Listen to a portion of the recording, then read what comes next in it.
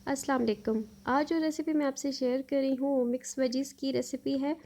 क्योंकि हम सब जानते हैं कि हम सब सब्ज़ियाँ जो है वो खाना पसंद करते हैं, लेकिन घरों में अक्सर औक़ात बच्चे सब्ज़ियाँ शौक़ से बिल्कुल भी नहीं खाते। बल्कि ये कहना चाहिए कि सब्ज़ियाँ देखना भी बच्चे पसंद नहीं करते। लेकिन आज जिस तरीके से मैं आपको ये सब्ज़ी बनाना सिखाऊँगी, अगर आप इस तरीके से ये सब्ज़ी बनाएँगे तो यकीनन बड़े बच्चे भी सब्ज़ियाँ ज़रूर और दिल से खाना पसंद करेंगे। और यहाँ मैंने 3 टमाटर लिए हैं और मैंने इन्हें उबलते पानी में डाल दिया है। और ध्यान रहे कि टमाटरों को सिर्फ ब्लांच करूँगी, कुक बिल्कुल भी नहीं करना है। और मैंने यहाँ टमाटरों का छिलका जो है वो उतार लेना है और ग्राइंडर में मैंने इसका पेस्ट बना लिया है। और प्यूरी की कंसिस्टेंसी आप देख सकते हैं कि कितनी अच्छी है और कितनी रखनी चाहिए। और यहाँ मैंने पैन में 2 खाने के चम्मच ऑयल लिया है और इसमें 2 चाय के चम्मच इसमें शामिल कर दिया है लहसुन, अदरक चॉप किया हुआ। और इसको मैंने इसका कलर सिर्फ गोल्डन होने तक मैंने इसे पकाना है। और हार्डली 2 मिनट मैंने इसे कुक करने के बाद इसमें टमाटर की प्यूरी जो मैंने बना के रखी थी वो शामिल कर ली है। और ढककर इसको 2 मिनट के लिए मैंने इसे अच्छी तरह से पकाना है। और 2 मिनट के लिए पकाने के बाद इसमें मसाले मैं शामिल करूँगी और मसाले बिल्कुल घर के मसाले हों और थोड़े से इंग्रेडिएंट्स से ये रेसिपी रेडी हो जाएगी।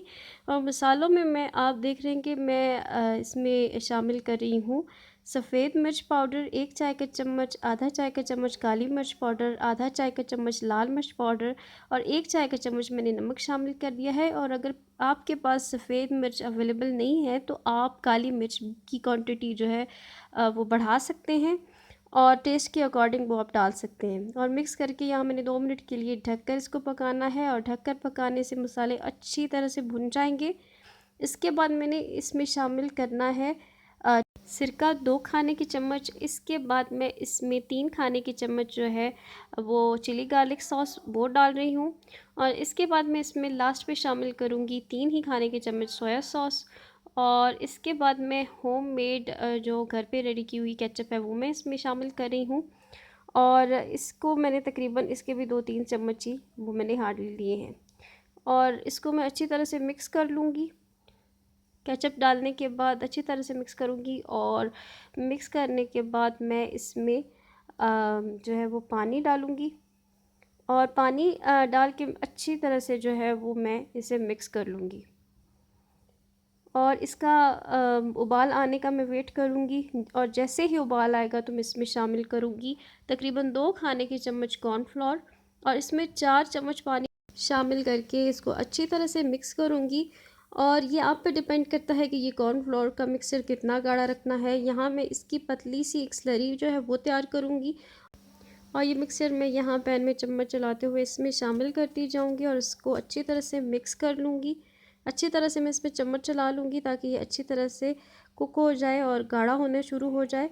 और यहाँ मैंने दूसरी तरफ पैन में थोड़ा सा ऑयल ले लिया है और तकरीबन मैं इसमें 1 खाने का चम्मच इसमें शामिल करी हूँ 1 कप गाजर। और गाजर को मैंने क्यूब्स में काट लिया है और गाजर को पहले से ही मैंने हाफ़ जो है वो उबाल लिया था।